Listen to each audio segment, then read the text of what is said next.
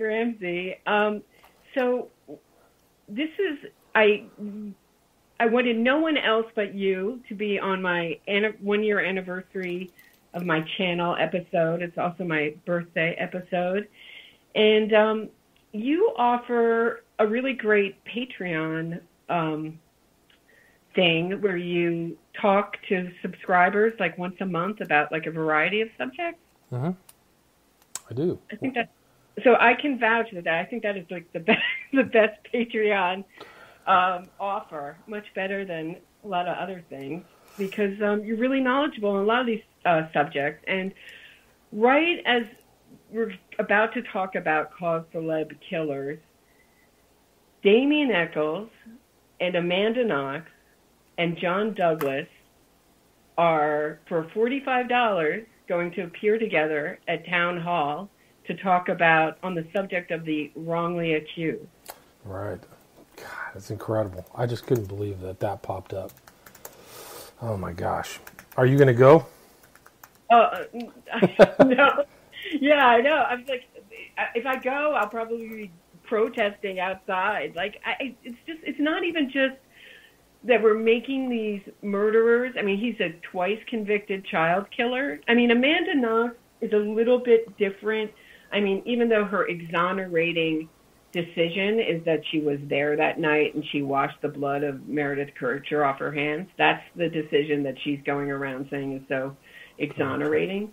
So I guess on the subject of the wrongly accused, she's going to talk about how she wrongly accused her boss of murder. I'm sure that's going to be the first thing off. Yeah, right. Yeah, I'm sure that they'll forget that. It's incredible. It's going to be March 23rd, 2019, not too far away.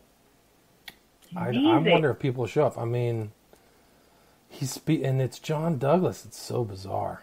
Like, in his, I criticized or critiqued his book that he had a ghostwriter, but I think it was called Law and Disorder, I think was the name of the book, where he covered the West Memphis 3, and he got it so wrong. I mean, over and over. He actually wrote in his book, which I included in Abomination, that there was nothing in the case files that indicated Echols was capable of these crimes. And it's like, did you read them? Because I got a completely different thing. And he forgot that they had been convicted. Damien Echols was on probation for threatening police and all this stuff like that. He had been caught in like a abandoned trailer with his girlfriend at the time, and John Douglas just conveniently forget that. So, and Baldwin was the shoplifter, and right. There's 500 pages of scary mental health history. Yes, called Exhibit 500, put together by his defense. Yeah. So I mean, it's really off the charts. But the thing about Douglas is, at least he's consistent with many of the other observers of the West Memphis 3, in that, including Joe Berlinger and the guys who did the documentary, in that they consistently omit the most significant facts of the case. So John Douglas, sadly, is not alone in that regard. Yeah, you don't think they're going to be talking about Jesse Miskelly's multiple post-conviction confessions? Not even once. They won't. What they'll say is, he was abused and beat up. He was tied to a chair when he confessed for 14 hours. And, they took a pair of pliers to his teeth. And it'll just be a big, and they'll also call him mentally deficient, He had an IQ of 68. Right, so, which is interesting, because you would think that with such a low IQ, you wouldn't be able to consistently make up such an elaborate story time and time again in so many different environments. Right. Right. Yeah. Story. Well, I think that the good news is a lot of those tapes are on my YouTube channel, William Ramsey Investigates, and other places on the internet, so you can just listen to him talking. You can listen to the one Jesse Miskelly confession where he is with his attorney, who was saying, "Do not confess. This is not for you. And he responds, "I want to tell the truth. I want to do this." And he, against the advice of counsel, in the presence of counsel and the prosecutor, confessed again. So right.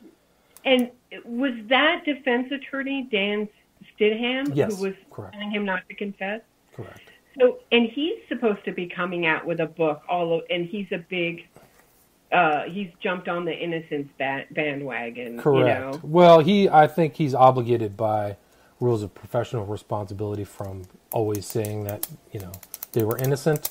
But he's one of those curious guys who repeats the landing report, which, can be discredited as a, so-called statement of the FBI that there's no such thing as occult crimes. But he referenced the landing report in a recent, when he talked with Sideshow Bob Ruff. That's what he referenced during that interview. So that was pretty curious. So he's towing the defense attorney line, which is why I think he's a judge now, or became a judge in Arkansas. So. Oh wow! Yeah. So. Yeah, very, very. And it's interesting. Apparently, there's like a West Memphis 3 tie into this new season of True Detective as well. Have you watched True Detective? No, but everybody's been contacting me about it yes. and telling me about it, and yeah. Interesting. But it takes place in Arkansas, so they've got sorry. I'm sorry to interrupt. Is it like an innocent type thing? Are they hopping on that, or is it like they actually committed the crime? Well, it seems like the perpetrators were 3 young men who were involved. I haven't seen the whole thing, but it seems like they're drawing up the visuals of these young boys. There were 2 kids who disappeared.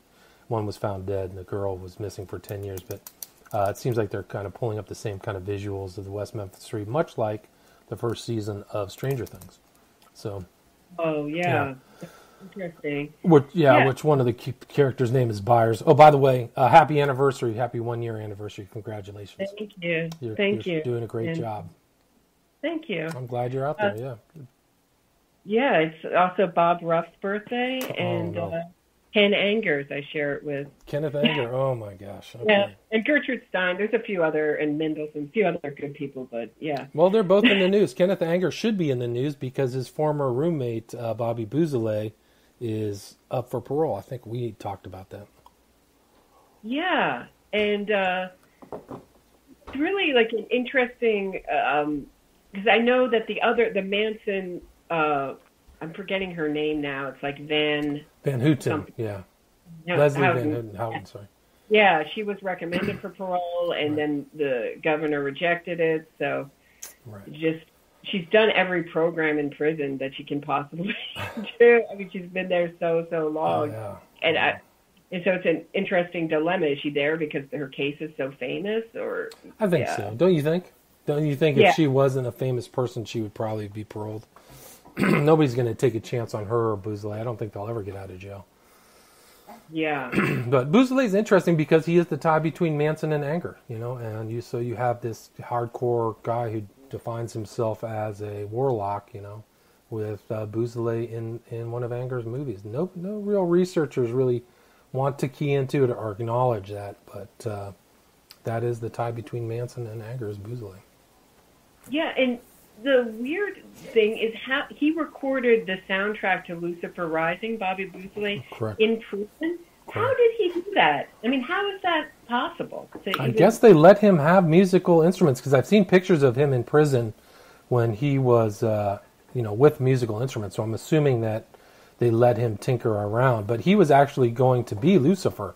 That was his primary role in that movie, was to be a representation of Lucifer when he was, living with Anger. But yeah, it's interesting. I don't know how they actually did the music, but I know that he's still writing music. So I'm assuming they're letting him do that in. I think he's in Is he in San Quentin?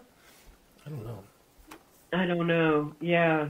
Interesting. The whole thing is that, and when I was researching this, I almost had to stop and take my head hurt so much from researching all these celebrity supporters of convicted murderers and people who are involved in the Innocence Project, and they go from one case to another and they weave in and out, and then convicted murderers get released, and then they start becoming spokespeople for other people's cases and get involved, start their own organizations. It's really like a crazy innocence fraud factory. I don't know how. Right, yeah. We did that show on innocence fraud. I mean, it's interesting you bring that up. So you've got Amanda Knox hanging out with Damien Eccles, both.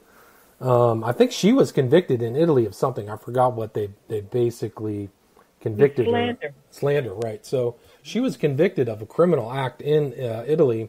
Damien Eccles is currently still guilty at law. Took an Alford plea and said, with the advice of counsel, the best counsel, said that he was guilty of first-degree murder. So they're out there claiming innocent. And I think Baldwin is working for, or has started, an Innocence Project type of nonprofit. Have you heard that? I've heard that, but he started out really, it was like Cry Justice or something like that. Yes. Yeah, and it seems like it's not too active. No, I don't think it's very active, but it's interesting that he went that direction towards this kind of innocence fraud, situation. You have the most telling clip of him speaking where he's talking about people who made a mistake. Right. Instead of people who are innocent and wrongly accused, he said, we don't put people away for life just because they made a mistake. Right, and it's a misspeak. He misspoke. He should have said for something they didn't do, right? Yes. Yeah. The other thing I wanted, I'm sorry, stepping on you a little bit, but the other thing is when you see these people who are convicted murderers and the Innocence Project or some other organization gets them out, and they're interviewed right as they're leaving prison, and they're always asked if they are angry about being wrongfully accused, wrongfully convicted, and almost they are never angry. I mean, just never angry about losing decades of their life, being wrongly accused of a murder they didn't do. They never have any anger. They're only looking forward, not holding on to their anger. I mean, when the deli guy doesn't put tomato on my sandwich, I'm angry. But these guys, multiple decades in prison, no anger. So it's a great point. Why is that? Why didn't they, when they got out on the Alford plea in August 2011, why didn't they use that outstanding evidence they had and went back to trial, had their conviction nullified, and then sued the state like every other wrongfully convicted person for millions of dollars, right? So these are huge. An Innocent Project is not I believe it's a nonprofit, but they are very profitable. They take those cases and they make millions of dollars and probably get a very healthy cut out of that. So why didn't the West Memphis 3 go that route? Yeah, and how do you think that they get this, the Innocence Project gets this image as the underdog? I mean, they have $25 million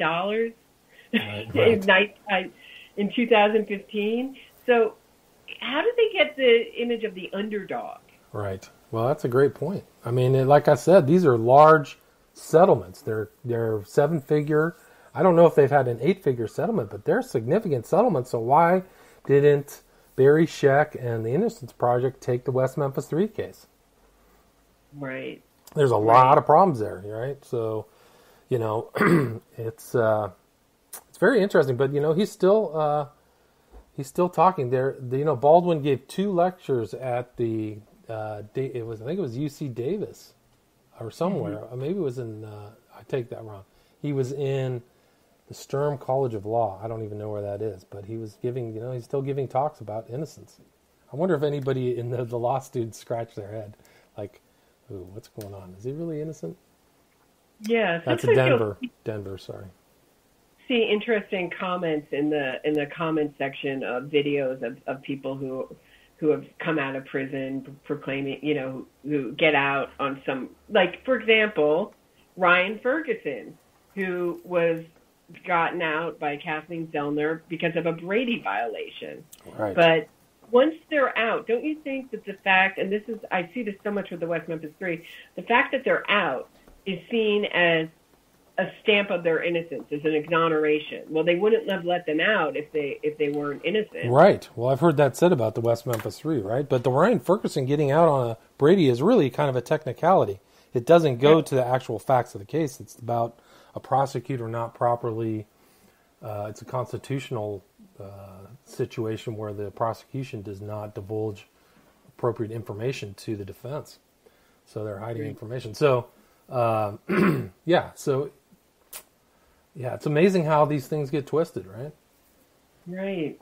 And so I wanted to start with talking about Mumia Abu Jamal, because you have a great part of your book in Abomination, your book on the West Memphis Three, where you talk about Cause Celebre Killers, and you talk about first Jack Henry Abbott, who made it. He was a convicted, forger first. Then he killed another inmate, sprung out of jail. They brought him back, and he started writing letters to Norman Mailer. And Norman Mailer published some of those letters called In the Belly of the Beast. And he got a lot of support as like this brilliant author. Right. Right? Yeah. And after 6 weeks after he was released, he got in an argument with a waiter and stabbed him to death.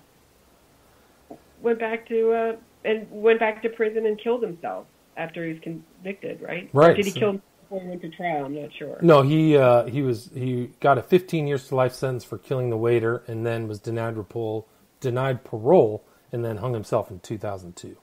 So, but it was interesting. You had Norman Mailer, noted author, Susan Sarandon, Christopher Walken, all of these pretty well-known actors, supported Abbott. So, and worked to get him out, really. So that's like the important part, is that they were, Mailer was attending his parole hearing and encouraged his release. So in some ways, Mailer was associated with the next time he killed somebody, because he let somebody with violent tendencies or encouraged the parole board to let somebody with violent tendencies out of jail.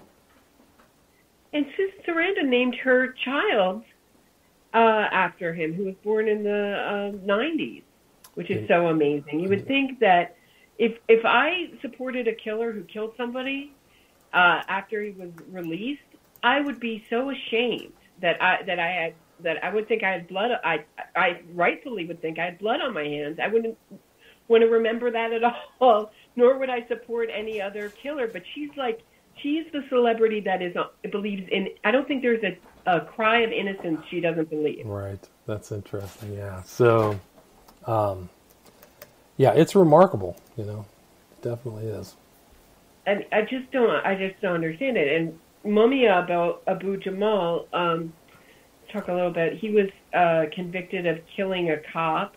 He was found with the gun next, and this is like a really interesting case, because he and his brother were both at the same part of Philadelphia at 4 a.m. in the morning, which I find very odd. And his brother, Billy Cook, went down a one-way street the wrong way, and the cop, Daniel Faulkner, pulled him over, and they got into sort of a tiff. Is that right? They got right. So it was like he was talking to Mamuya's brother. His real name, or born name, was Wesley Cook. He has this kind of black revolutionary name, Mamuya Abu Jamal. But he came up on the officer while he was talking to his brother and shot him. And he was found, and he got injured in the process. He was heard by two witnesses in the hospital saying, "I killed the MFer, and I hope the MFer dies." Right, right. So he has bullets from the officer's gun in his body, so you can trace him being there. So he was found guilty, but is properly found guilty. There's not any kind of variance or like some kind of questionable issue. He was properly found guilty. No, and I think that after his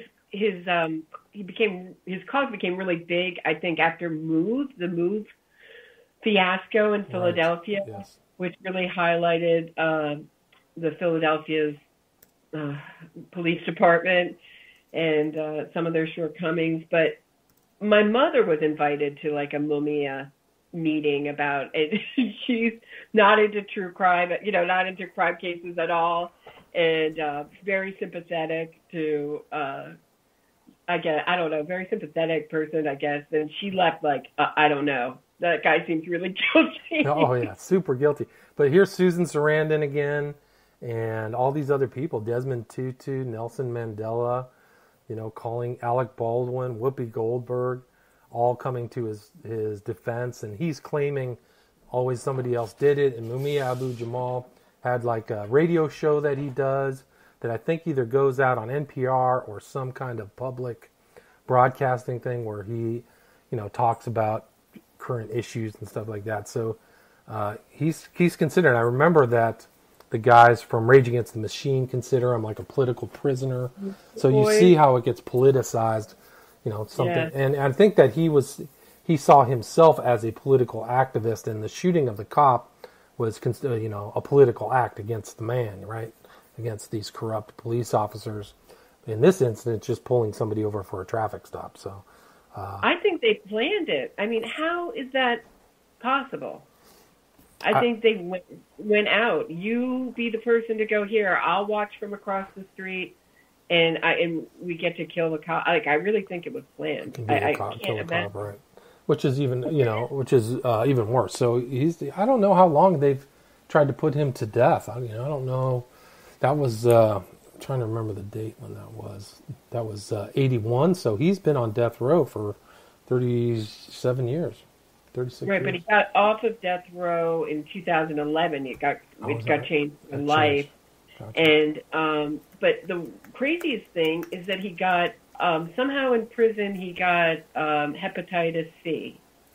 Oh. And I don't know if you know anything about these new hepatitis C treatments, but they're incredibly expensive. And he fought to get treated, not the old way, but the new way with these and won. Huh, interesting.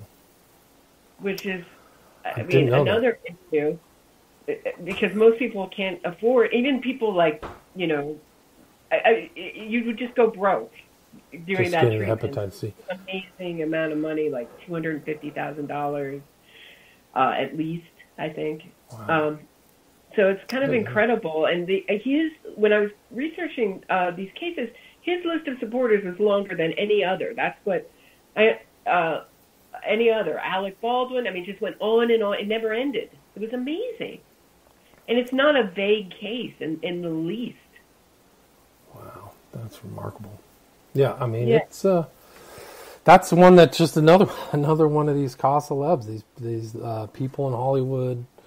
Support. It's pretty crazy. And also researching, I saw a lot of articles that were written 20 years ago, 50, long time ago, saying this guy is guiltier than OJ. He's very guilty, in the LA Times Magazine. And I realized we don't see any articles like that anymore. You never see any articles in mainstream media questioning innocence campaigns, and why is that?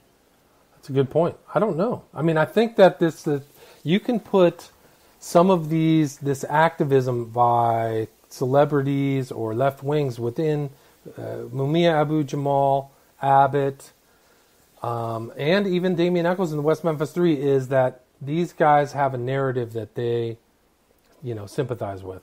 So the narrative of the West Memphis 3 is that they were oddballs, outsiders, and the man came down and convicted them for a crime that, just because they were acting strange. This whole narrative of the heavy metal T-shirts and stuff, right?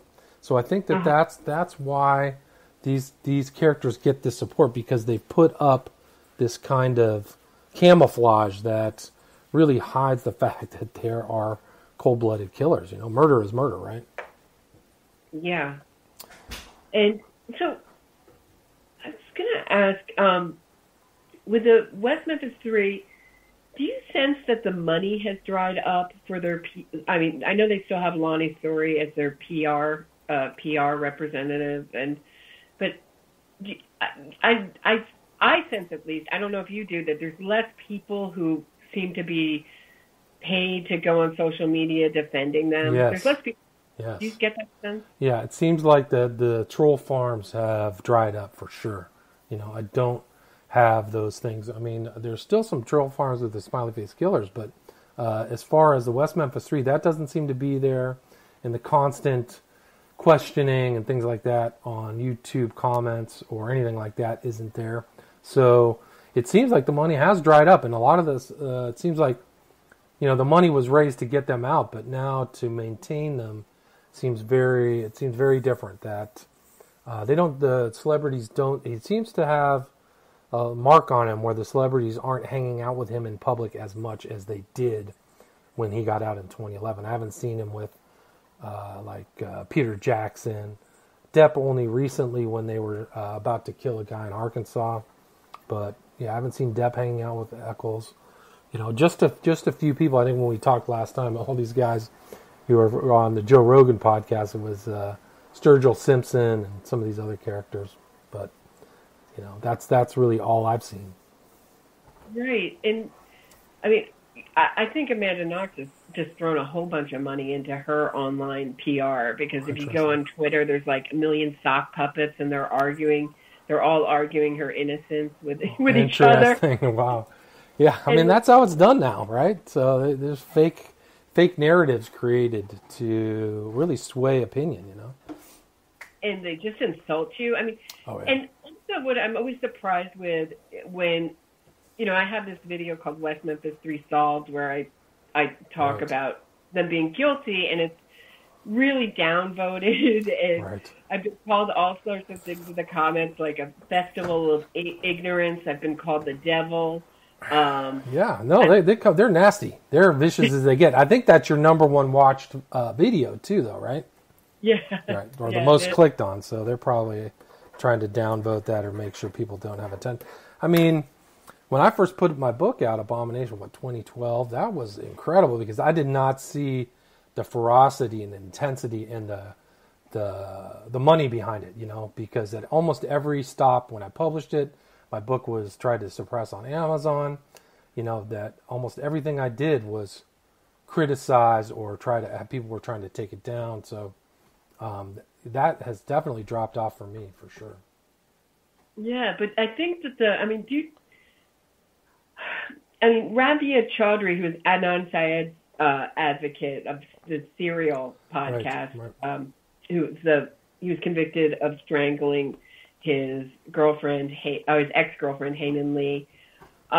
She was deeply influenced by the West Memphis 3. Interesting. And her plan all along has been to get an Alfred plea, just like the West Memphis 3. Interesting. I didn't know that. So I think there's two ways you can go. If you have a guilty person and you want to make it look like they're innocent and get the public in an outrage over it, is you can either do a documentary that's full of omitted or false information, or you can do a podcast, right? And then social media, and then have advocates on social media. Like, it was very interesting with Stephen Avery's case. They had an actual protest in person for him and Brendan Daffy to be released, and Meredith sent it to me. It was like 25 people showed up. It was the most pathetic. That is pathetic. But you would think that from online, everyone thinks that they're innocent, and it just is like this massive support. It looks like online that they have, that you would think hundreds of thousands of people would show up. It's quite interesting when you see the difference between... It is interesting. No, it's very important observation, because it shows the dislocation between the reality of what's happening, on the ground, and then this false impression by PR people on social media, right? Because I think that's one of their primary goals, is to make it look, and that definitely in the West Memphis 3 was to make it look like the majority thinks that they're innocent, right? Yeah. So you're taking an opinion, and in my book Abomination, I had a chapter called The Court of Public Opinion.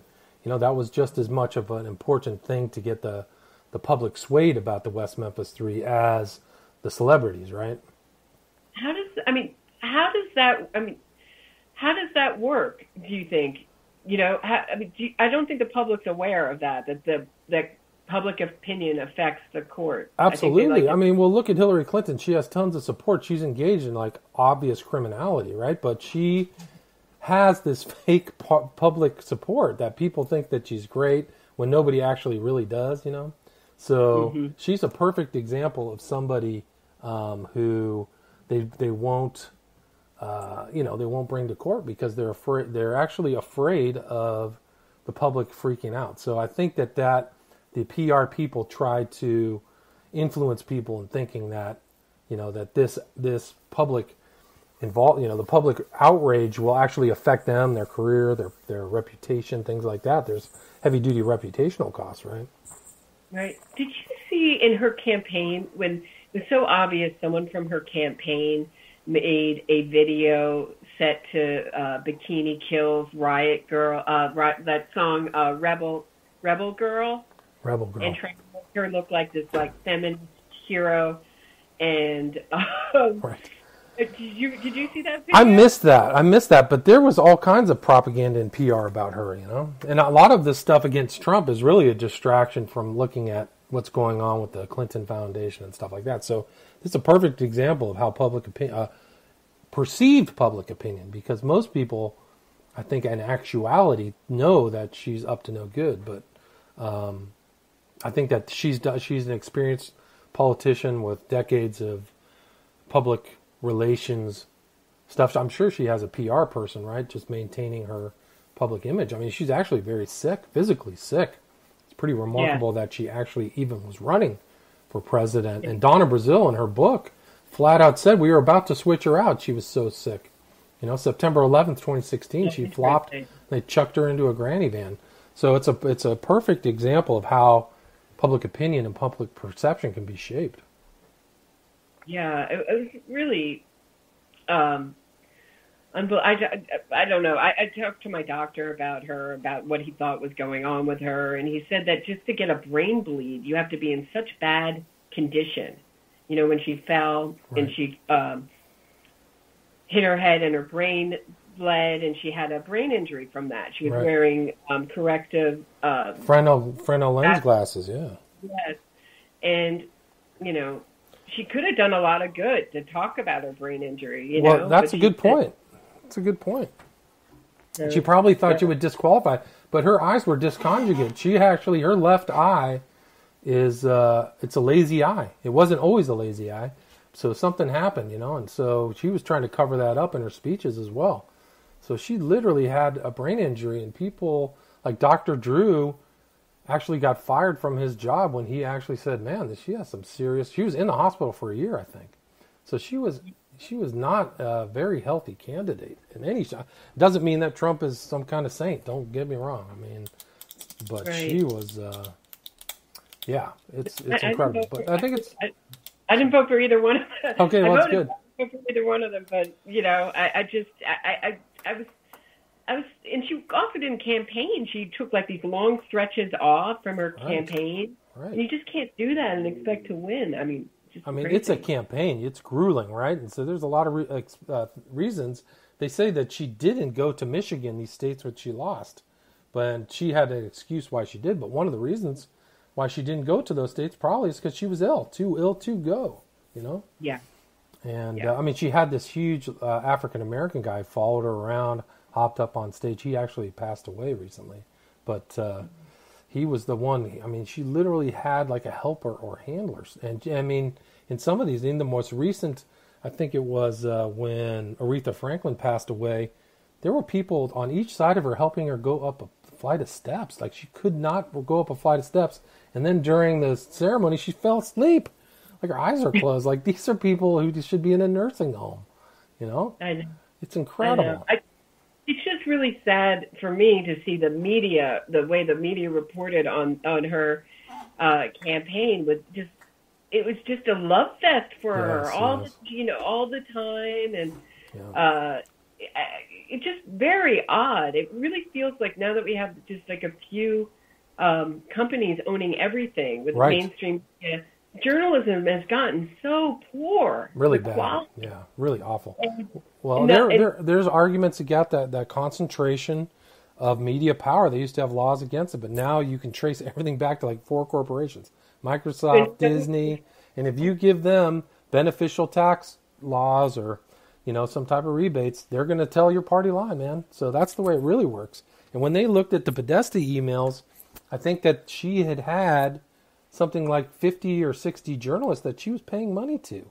So you're not getting objective journalism in any shape or form in any ways. And that's why the kind of more astute, smarter people will not watch corporatized media. So. Right. And on the other hand, right.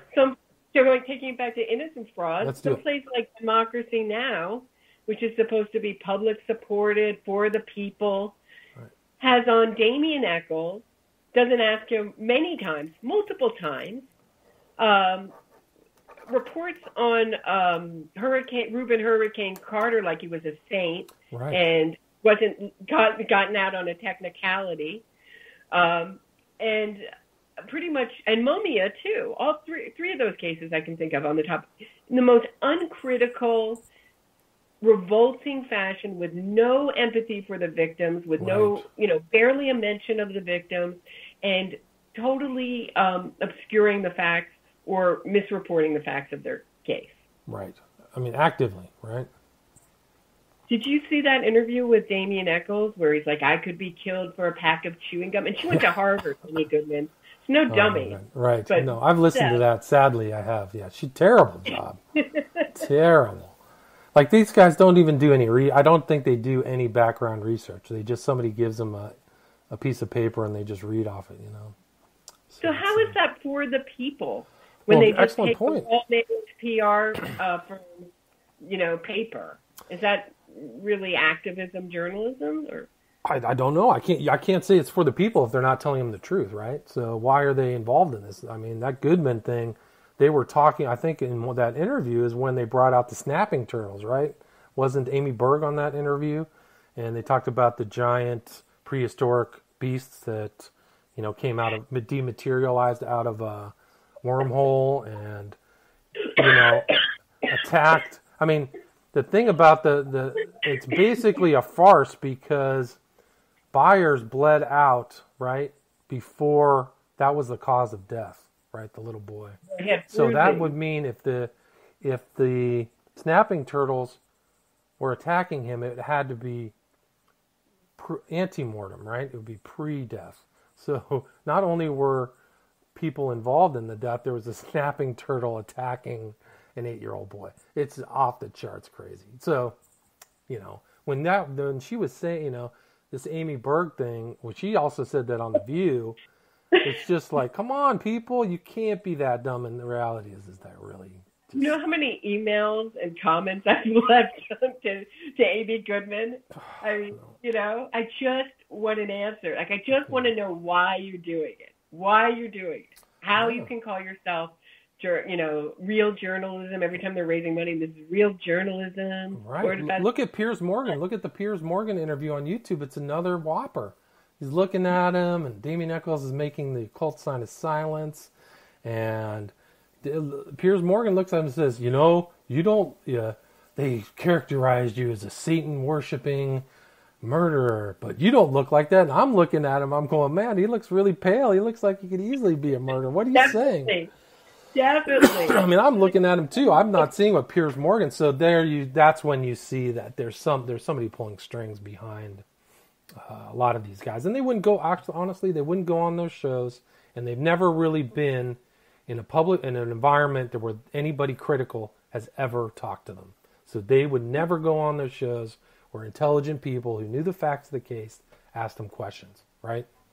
Well, never has happened. For The View. Apparently, that's where we have to go now for hard-hitting reporting. Yeah, wow, terrifying. So, I think that's really what they're afraid of. There was another video on YouTube where Jason and Mara Levert are talking, and it's just a mind blower because, the people don't know the facts of the case, and she's saying, you have to believe that he was muddy. You have to have somebody. Nobody saw him muddy. And they're like, well, there's a whole family who testified in court. They saw Echols by the crime scene that night muddy.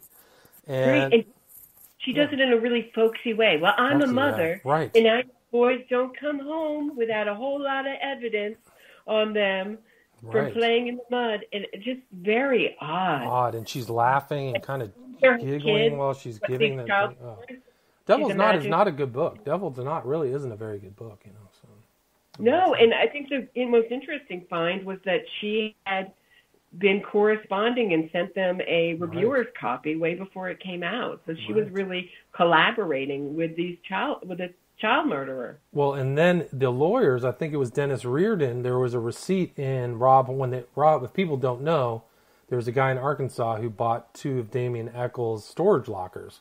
And Rob Horn was the guy's name, and he said he found a receipt that was paid to Reardon, who vetted Devil's Knot for any, they vetted Devil's Knot. Obviously, there's purposes why they're vetting it, but that's what Rob Horn said was. So his attorneys looked over that book. So it's supposedly an objective third-party, hard-hitting journalism. But, if somebody's lawyer's looking over it, you got to put that into question. Have you ever argued with people about the West Memphis 3, and you think that it might be over after you mentioned Jesse Miskelly's multiple post-conviction confessions, and they just keep bringing up like the hair, just the PR party? It's like banging your head against a wall. I think it's really a battle against stupidity. And I think that's mostly what I've learned since I've written that book is these people are very credulous and they really don't know what actual words mean. They don't know what evidence really means. They don't understand proof in context. They don't really know what hearsay is. They love to use the word hearsay. They just love it, but they don't use it in context and guilt and proof. Like, I just think they're not. I get it all the time. I think they're not guilty, but they're guilty. They're currently guilty under law. But they keep saying, I think they're not guilty, but it's non-factual. So you just keep seeing this, and that's kind of you can discriminate between the morons and the PR people. Because the morons just keep using these words just in the most banal way, just really out of context. So I think the West Memphis 3 really is like people who just have a really coarse, really lowbrow concept of language. They don't understand. I also think it's a cult, they become cult-like, where they get all their information from one source. They all support each other in this idea that anyone could falsely confess multiple times in multiple different, many different environments. Like that's ever happened in the history of the world ever again. It's called false confession, not false confession. Right, plural. Right. Yeah. I mean, and the other thing is, you're just battling the PR facts that have been put out, PR lies that have been eaten and digested. So people just keep repeating all this stuff. So I've just fielded some stuff just yesterday. Somebody sent me a new blog where they have the Hobbs, Jacoby, Hollingsworth, and these 4 people who supposedly did it, and it's just the same stuff. I just keep getting these same things back. I said it's all in my book. Where's the Jesse Miskelly confessions? Where's the statement by Eccles at the softball park where the girls have not recanted, where they were in court saying he killed 3 and he wanted to kill 2 more? Those are all not hearsay. Those are all statements in court that the jury heard.